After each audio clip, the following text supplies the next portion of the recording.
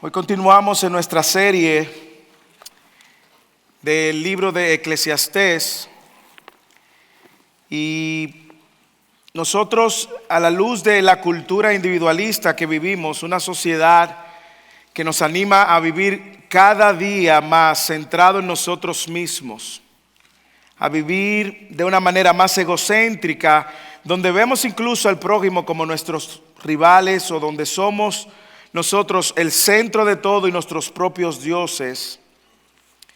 El texto de hoy es un buen antídoto incluso contra una vida individualista que viene afectando nuestras iglesias, nuestra comunidad cristiana, una cultura individualista que ha infectado toda nuestra sociedad y que desde la niñez es instruida de alguna manera en nuestros hijos. Yo recuerdo en una ocasión viviendo en Carolina del Norte, nosotros llevábamos a Samuel a su clase de preescolar. Y por alguna razón, no sé si era por algún examen médico, por alguna razón ese día llegamos tarde. Samuel, el segundo de nuestros hijos, había ganado el aprecio, el afecto y el cariño de todos sus compañeros, 3 años, 4 años. Y recuerdo que cuando nosotros llegamos y abrimos la puerta, todos los niños se pararon y fueron donde él a abrazarlo. Y la profesora se paró más rápidamente y separaba a los niños de Samuel y decían: denle su burbuja, denle su espacio, su burbuja, no le toquen. Nosotros viviendo de Latinoamérica y sobre todo del Caribe, nosotros sabemos que nuestras culturas te abrazan, te aprietan, te besan y que no existe tal cosa como una burbuja. Sin embargo, yo recuerdo que nosotros reflexionamos acerca de eso porque cuando uno crece en una burbuja, uno se cree el centro de todo y vive en medio de pendientes solo de sus propios intereses, de sus propios anhelos y se olvida muchas veces del entorno. Y hoy nosotros podemos decir que nuestra cultura es mayormente individualista porque solamente piensa en sí mismo, no piensa en el prójimo o solamente piensa desde una perspectiva egocéntrica la vida. Nosotros sabemos que eso es contra de todo lo que la Biblia promueve. Y claro, yo entiendo que todos debemos de tener límites, pero cuando se habla de la fe cristiana no se vive de manera individualista. Así que el texto que tenemos hoy, que leyó el hermano Eddie, es un texto justamente que sirve como un antídoto para el individualismo, la rivalidad, la envidia en la cual nuestra sociedad se mueve. El texto que tenemos hoy, que va desde el versículo 4 al 16, nos advierte de ese individualismo en el mundo. Y ese es el título del sermón: las advertencias que nosotros debemos tener ante un mundo individualista. ¿Cuáles son esas advertencias que nosotros podemos sacar a la luz de lo que el rey Salomón ha venido enseñando con respecto a una vida debajo del sol? ¿Cómo luce esta vida debajo del sol? Bueno, la semana pasada el rey Salomón hablaba de que era una vida de injusticia, es una vida llena de opresión y donde el valor de la vida del animal y del hombre es lo mismo, ya que ambos van a su mismo destino.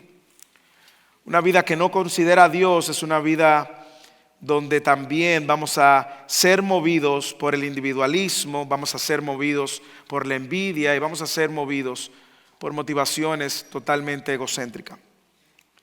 Cuando usted escuchó el texto, nos damos cuenta que el autor del texto quiere persuadirnos de lo vano que es vivir una vida individualista, de lo vano que es tratar de perseguir los logros y desarrollos personales movidos por la envidia, por el egoísmo y por la fama.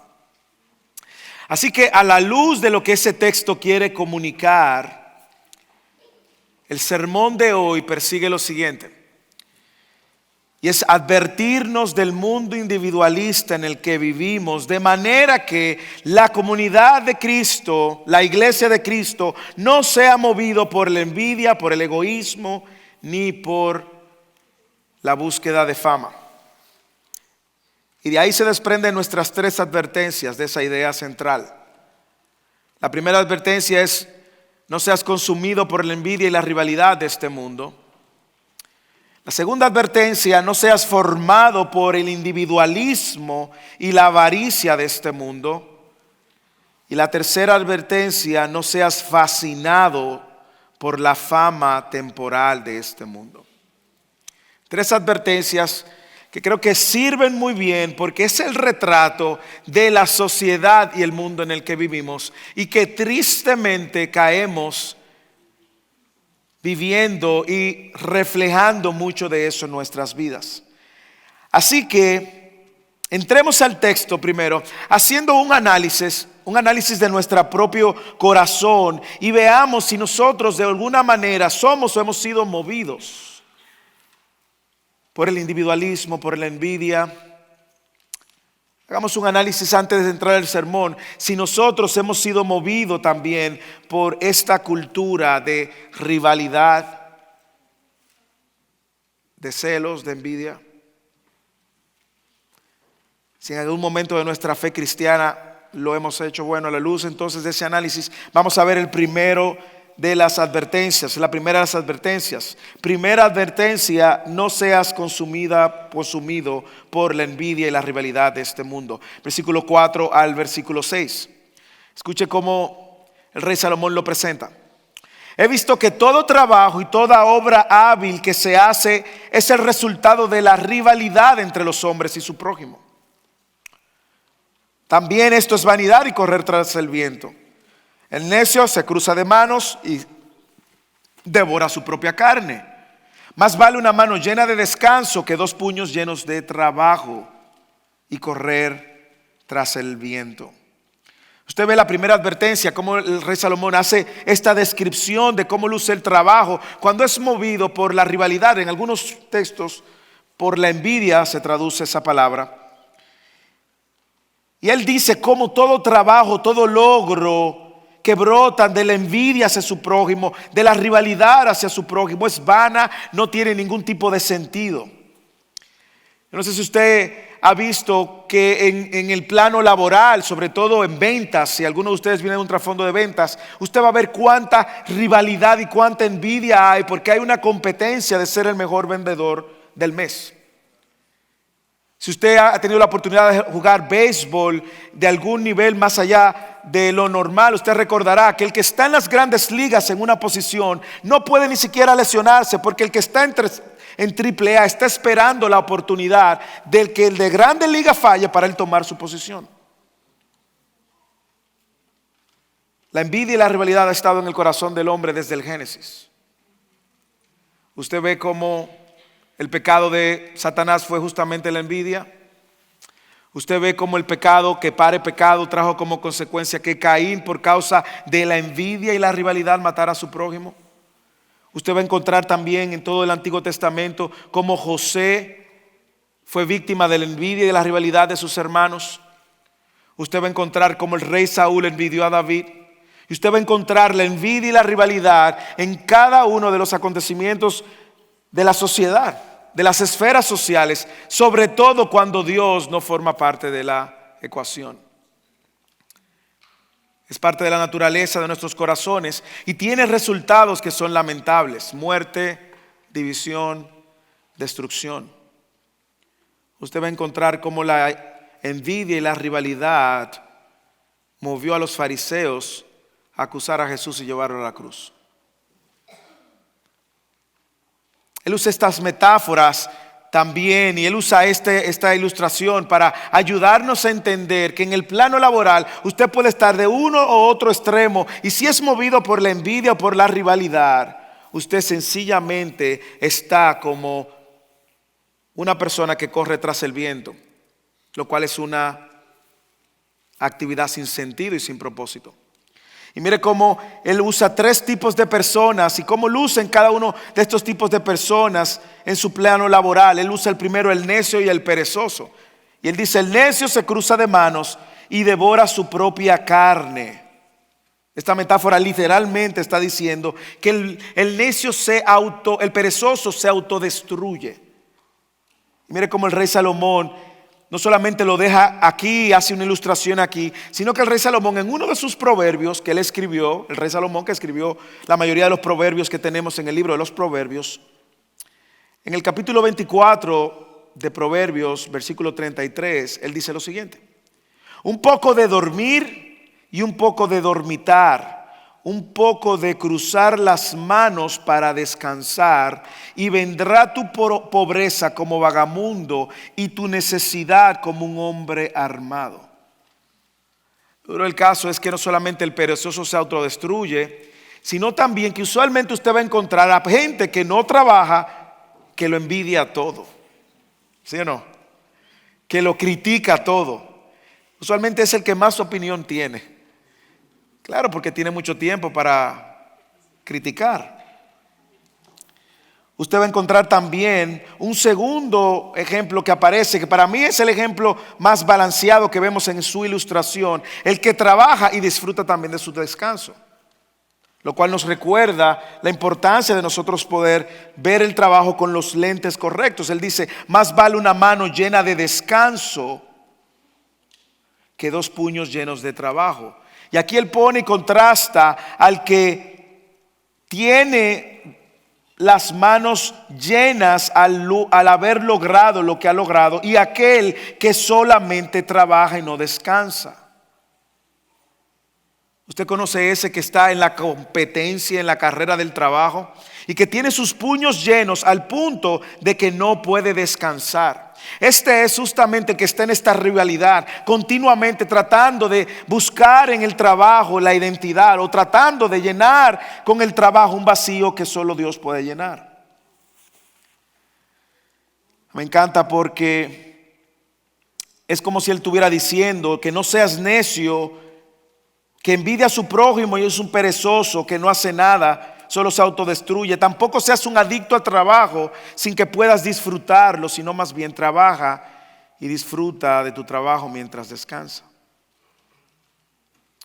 Hermanos, yo no sé si usted puede ver la advertencia para todos nosotros, y es que nosotros no podemos ser movidos por esto que está moviendo al hombre necio, perezoso y al adicto al trabajo. No podemos ser movidos por la envidia.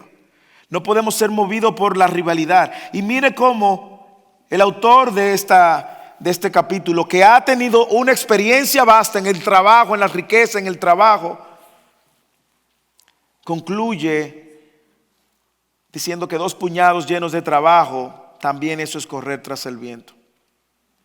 Yo creo que es una buena advertencia para todos, pero sobre todo para los hombres.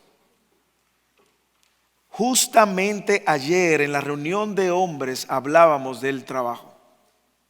Y justamente ayer en la reunión de hombres hablábamos qué fácil es fijar nuestra identidad en el trabajo, al punto que nos olvidamos de todo lo demás. Nos olvidamos de la familia, nos olvidamos de la crianza, nos olvidamos de nuestros hijos. Y Salomón está diciendo: dos puños llenos de trabajo, también eso es vanidad. Advertencia. Y peor aún si tú estás siendo movido por la rivalidad o por la envidia. ¿Y cómo luce esa rivalidad? Bueno, cuando tú dices: yo voy a trabajar tanto porque yo quiero tener una casa mejor que la de fulano. Yo quiero trabajar tanto porque yo no puedo tener el carro que tengo, yo necesito tener un carro mejor que el de fulano. Y no estoy diciendo que no tengamos casa ni carro, lo que estoy diciendo es que no podemos ser movidos por la rivalidad. Y mucho menos por la envidia. Cuidado con la envidia y cuidado con la rivalidad en medio nuestro, porque no solamente lo vemos en el plano laboral, también lo podemos ver en la iglesia. Cuando un hermano dice: yo quisiera los dones que tiene aquel hermano, yo quisiera crecer y servir y llegar a tal posición como el hermano, o déjame servirle bien a los hermanos porque yo quiero que los hermanos hablen bien de mí y me hagan lucir mejor que el otro hermano. El corazón es tan engañoso, hermanos, que puede engañarnos de vivir humildemente cuando vivimos para nuestro propio agenda. Así que aquí está la primera advertencia: cuidémonos de la envidia y de la rivalidad en medio nuestro. Eso es correr tras el viento. Y yo no sé si usted lo ha visto, pero cada vez que hay envidia y rivalidad hay destrucción y desunión. ¿Sí o no? La segunda advertencia va en la misma dirección porque nos dice que no seamos formados por el individualismo y la avaricia de este mundo. Lea el versículo 7 al 12. Entonces yo me volví y observé la vanidad bajo el sol. Había un hombre solo sin sucesor, que no tenía hijo ni hermano, sin embargo, no había fin a todo su trabajo. En verdad, sus ojos no se saciaban de las riquezas. Y nunca se preguntó, ¿para quién trabajo yo y privo a mi vida del placer? También esto es vanidad y tarea penosa. Más valen dos que un solo, pues tienen mejor pago para su trabajo. Porque si uno de ellos cae, el otro levantará a su compañero. Pero ay del que cae cuando no hay otro que lo levante. Además, si dos se acuestan juntos, se mantienen calientes. Pero un solo, ¿cómo se calentará? Y si alguien puede prevalecer contra el que está solo, dos los resistirán. Un cordel de 3 hilos no se rompe fácilmente. Mira, Salomón otra vez reflexionando, haciendo una observación. Y mire cómo él trata de mostrarnos de qué se trata esta observación, diciendo: entonces volví y observé la vanidad debajo del sol. Recuerde que cada vez que él usa el concepto bajo del sol, él está diciendo una vida donde Dios no gobierna, donde Dios no forma parte. Es una vida vana, es una vida donde Dios no forma parte de la dinámica. Y una vida así es una vida individualista, donde el hombre solamente piensa en sí mismo.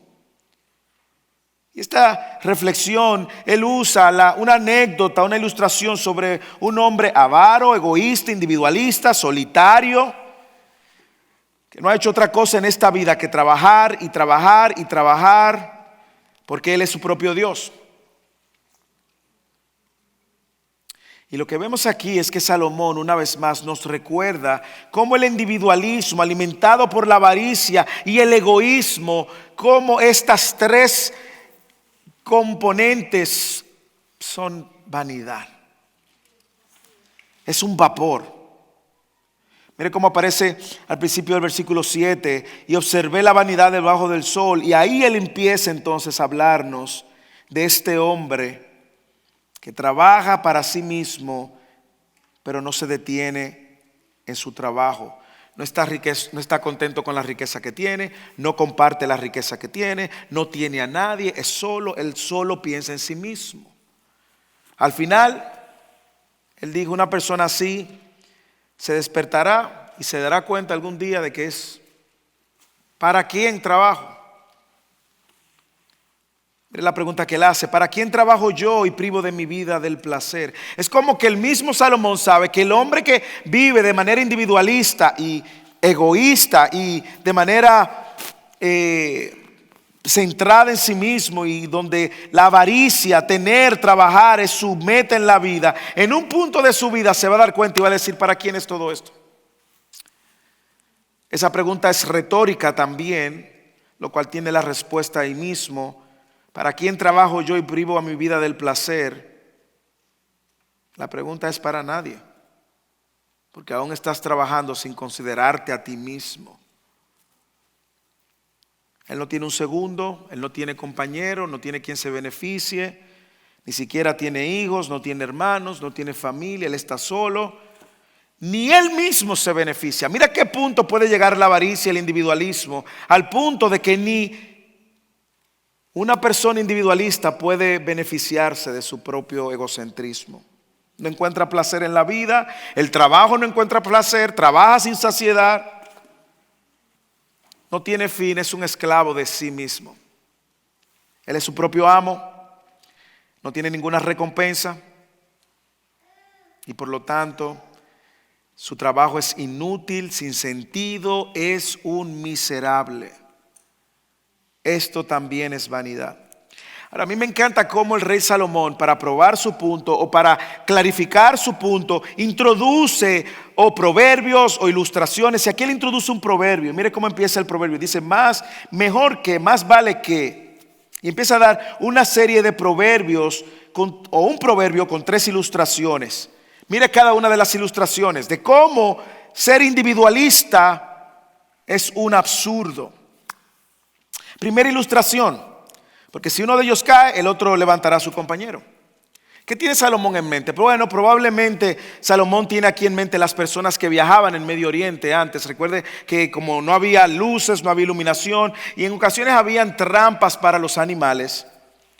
Esto puede ser peligroso, sobre todo en noches oscuras, en calles sin faroles, sin luces. Y usted puede llegar o a un barranco y no darse cuenta y caerse, o puede caer en un hoyo, tropezar fácilmente.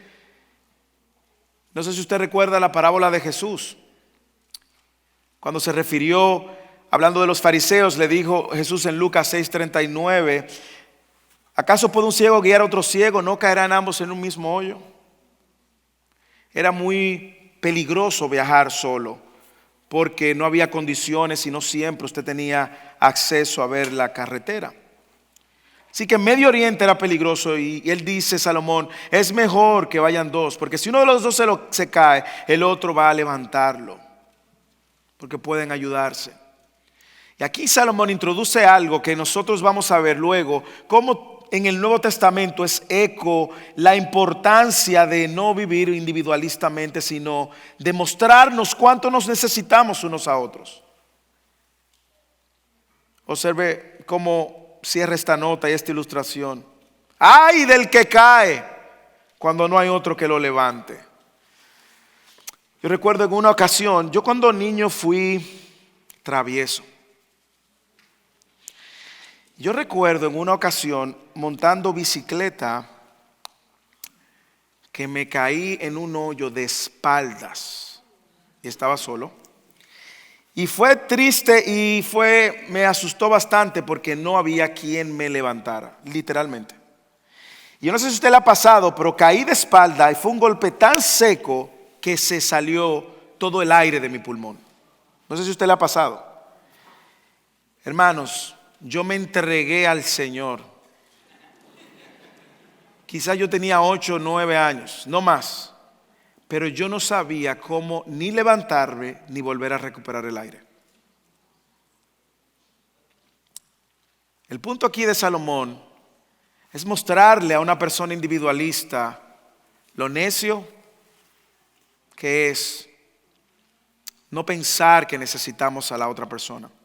Mire la segunda ilustración, él sigue en su punto, versículo 11. Además, si dos se acuestan juntos, se mantienen calientes.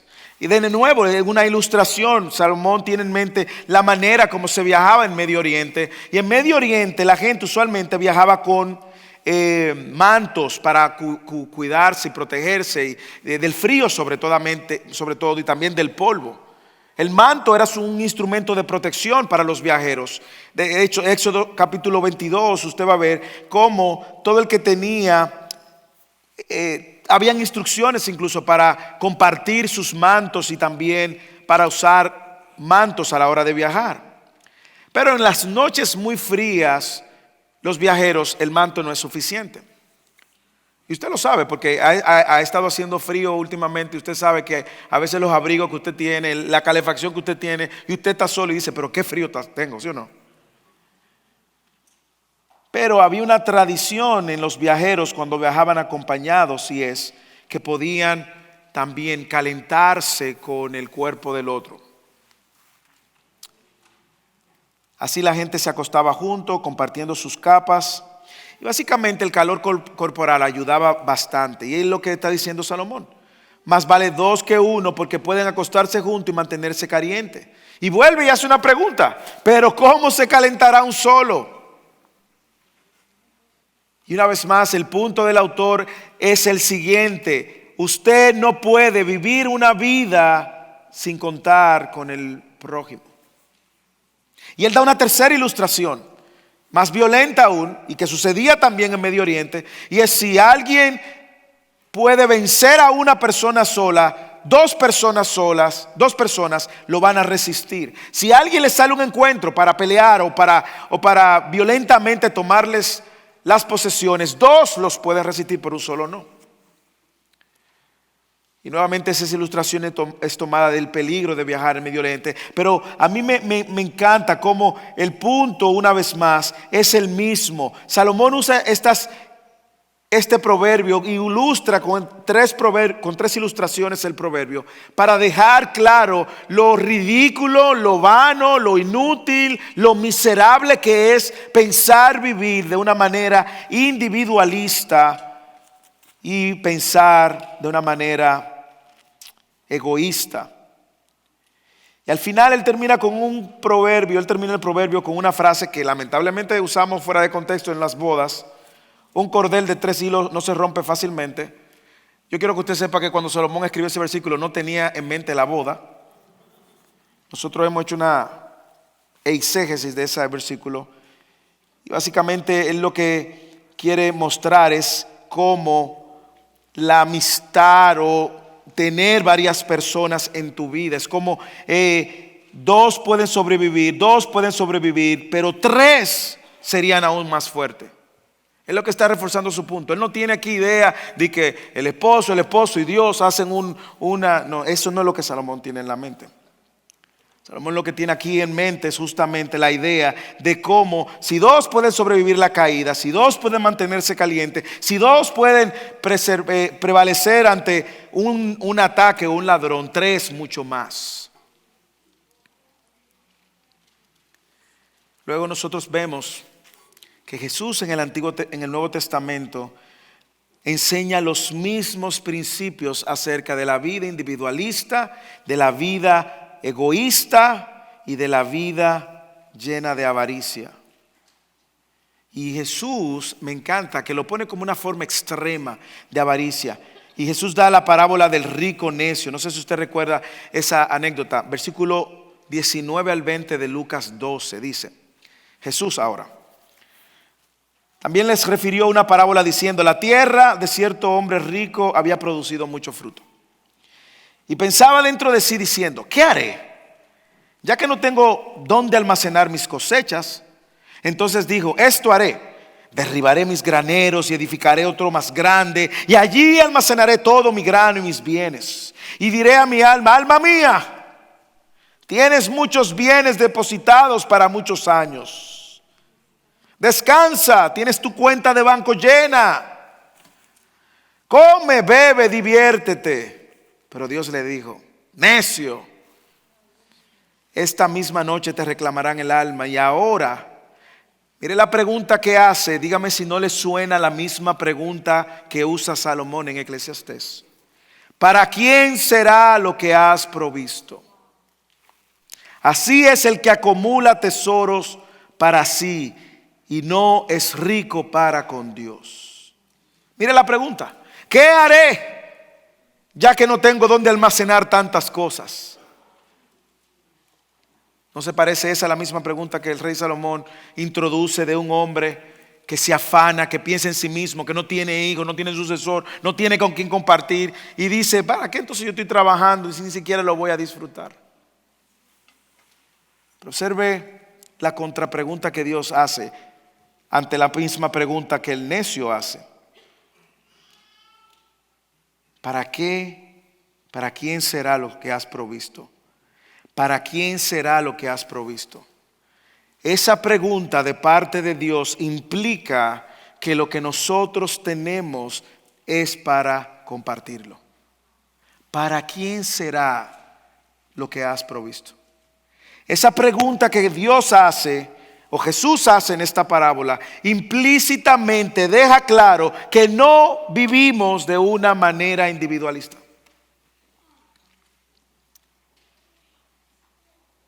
Es claro, hermanos, que la cultura nos está diciendo que esa es la manera correcta de vivir. Es claro que la envidia, la rivalidad de este mundo mueve una cultura individualista. Es claro que esta cultura individualista hace que el hombre, su trabajo y sus posesiones sean su Dios. Hermanos, eso es vanidad. ¿Usted sabe por qué es vanidad? Porque la envidia es insaciable. El corazón del hombre es insaciable, de manera que el hombre nunca va a encontrar satisfacción ni en el trabajo ni en sus posesiones. El individualismo es un ídolo insaciable. Siempre te va a decir que tú necesitas más. Recuerden Mateo 6, 19, Jesús advierte y dice: no hagan tesoro en la tierra donde la polilla y el orín corrompe, donde los ladrones miran y hurtan. Si esa es la meta en la vida, hacer dinero, hacer dinero, hacer dinero para ti mismo, estás pensando de una manera, con una perspectiva completamente debajo del sol. Jesús mismo en sus enseñanzas nos enseñó a rechazar toda forma de individualismo, a entender la necesidad de que debemos de caminar en comunidad, de que yo necesito al prójimo, el prójimo necesita de mí, de que lo que yo tengo lo comparto y lo que el otro tiene lo comparte.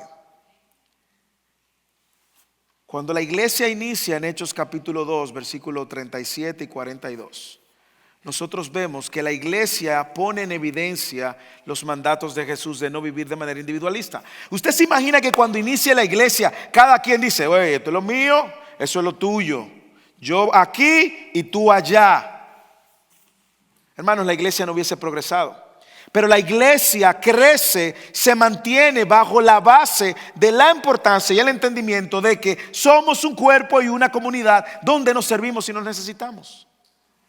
Si usted ha visto la fe cristiana de manera individualista o ha vivido la fe cristiana de manera individualista, le digo y le advierto, esa no es la manera pensada por Dios. La vida cristiana no se trata de ti, la vida cristiana no se trata de mí. Tú y yo no somos el centro de la vida cristiana. Tú y yo tenemos un mismo propósito: mostrar la gloria de Dios por lo que creemos y por lo que vivimos. Jesús mismo invitó a sus discípulos a ir de dos en dos en Marcos capítulo 6, versículo 7. En la parábola del samaritano, Jesús mostró cómo debemos estar dispuestos a servir sacrificialmente incluso a aquel que no es necesariamente la persona que más quiero, amo o mejor me cae. Y luego nosotros vemos a Pablo recordándonos la importancia del servicio y de ver la iglesia como un cuerpo. Yo le voy a hacer un elogio a First City en español y una advertencia. El elogio es el ver cómo de manera natural y orgánica First City en español piensa en el otro. Lo veo continuamente, no conmigo, lo veo en medio de los hermanos. Las necesidades de los hermanos, sirviéndose los hermanos, ayudándose los hermanos, pensando en los hermanos, orando los hermanos, compartiendo la carga de los hermanos. La palabra unos a otros aparece en el Nuevo Testamento más de 80 veces. Lo que nos deja claro que el Nuevo Testamento es una evidente, clara manifestación de cuánto yo necesito del prójimo y el prójimo necesita de mí. Ese es el elogio. First Serving en español, es mi oración que sigamos creciendo con una mentalidad no individualista, sino con una mentalidad totalmente centrada en Cristo, donde pensamos en el otro. Así que el elogio es este: yo le doy gloria a Dios por la vida de cada uno de ustedes, quienes han entendido que la importancia de la sana doctrina no solamente está en el púlpito, sino que se manifiesta en medio de los hermanos, poniendo en práctica la verdad. Ese es el elogio. La advertencia: cuidemos nuestros corazones de envidia, de celos, de rivalidad en medio de eso nuestro. Y si en el día de hoy, en este domingo, hay alguna manifestación de inconformidad, de insatisfacción, de envidia, de celos por alguien en medio de la iglesia, hoy mismo confiese eso y arrepiéntase y apártese de eso. No le demos lugar a que el pecado de la envidia, el pecado del celo y la avaricia y el egoísmo broten como un cáncer en medio nuestro. Hágalo morir primero en usted. Y si alguien viene donde usted con un comentario de desunión, de envidia, de destrucción, ahí mismo usted dice: hermano, usted oró. No, te estoy diciendo para que ore. No, usted me lo está diciendo por chisme. Usted no me lo está diciendo para que ore, usted me lo está diciendo para que yo me entere y yo sepa algo que usted debió resolver con esa persona directamente. Así que, esposos y esposas, nosotros no somos rivales. Su esposo y su esposa no es su rival. No dejes que la rivalidad y la competencia también entren dentro de la ecuación del matrimonio. No envidies los dones que tiene tu esposa, ni tú envidies los dones que tiene tu esposo. No somos competencia. Es una unión que persigue manifestar la gloria de Dios. Hijos, dejen de competir entre ustedes. Sus hermanos no son su competencia. Dejen de tener envidia contra sus hermanos, ya sean porque tienen un talento que uno no tiene. Hagan morir la envidia en sus corazones. Si usted está soltero, está soltera y cree que tiene celo o envidia porque tus amigos de la promoción de la escuela se casaron y tú no te has casado y te sientes incompleto, insatisfecho, haz morir eso. Tu satisfacción no está en nada que esté por debajo del sol. Está en Cristo.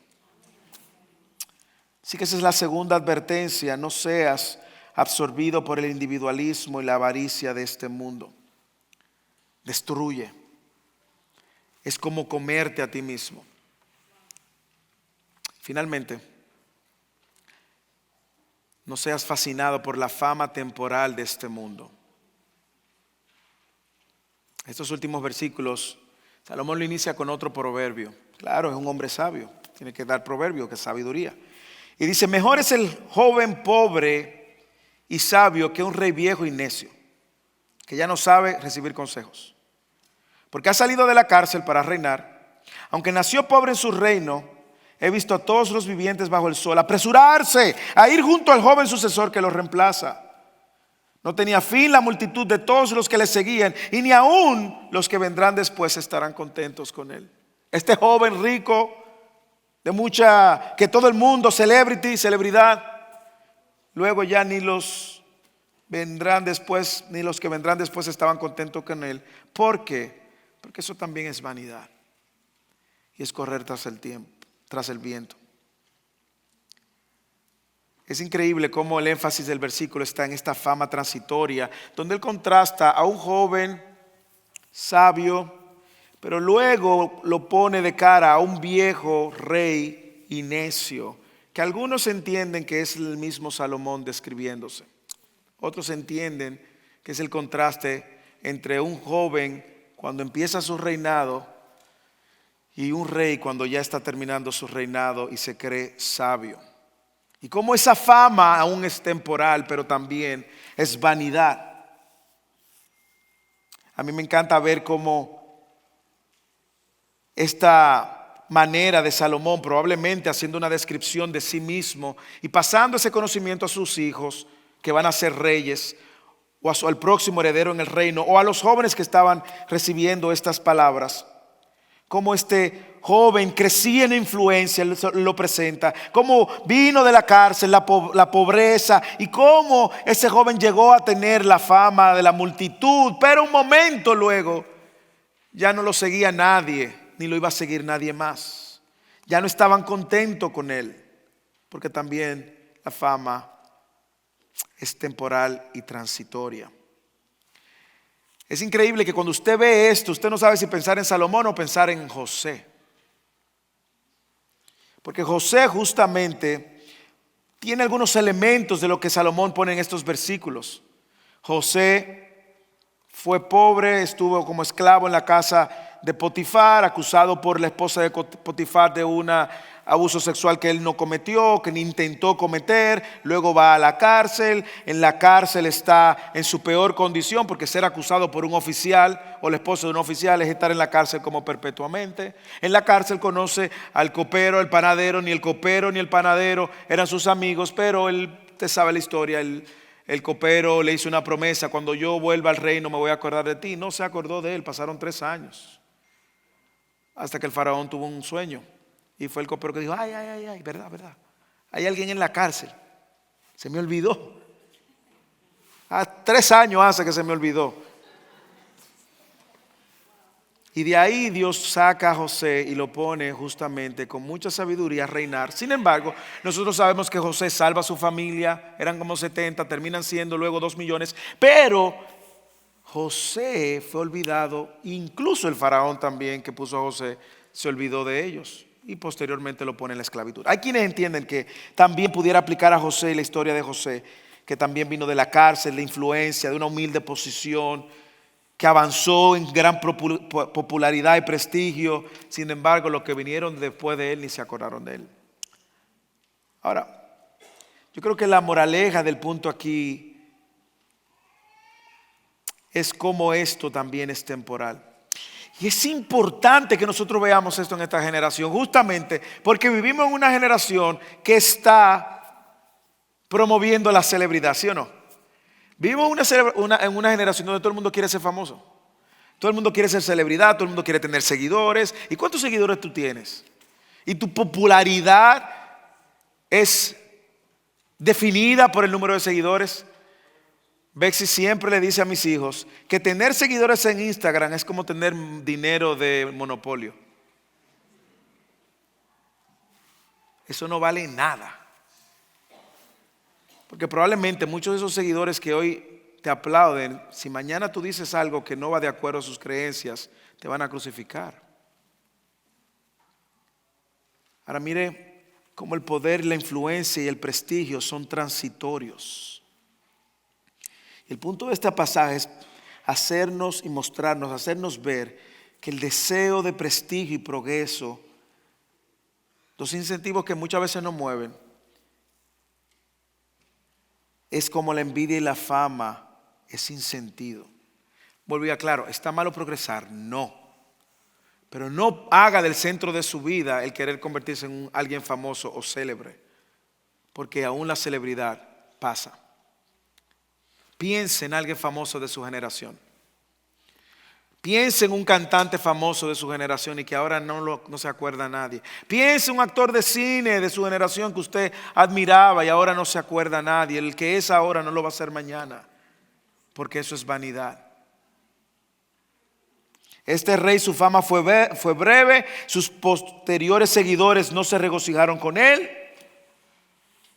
Y a pesar de que él ascendió al trono, finalmente desapareció también. Hermanos, cuidemos nuestros corazones de ser fascinados también por una fama que este mundo te ofrece, que es temporal, que es vacía.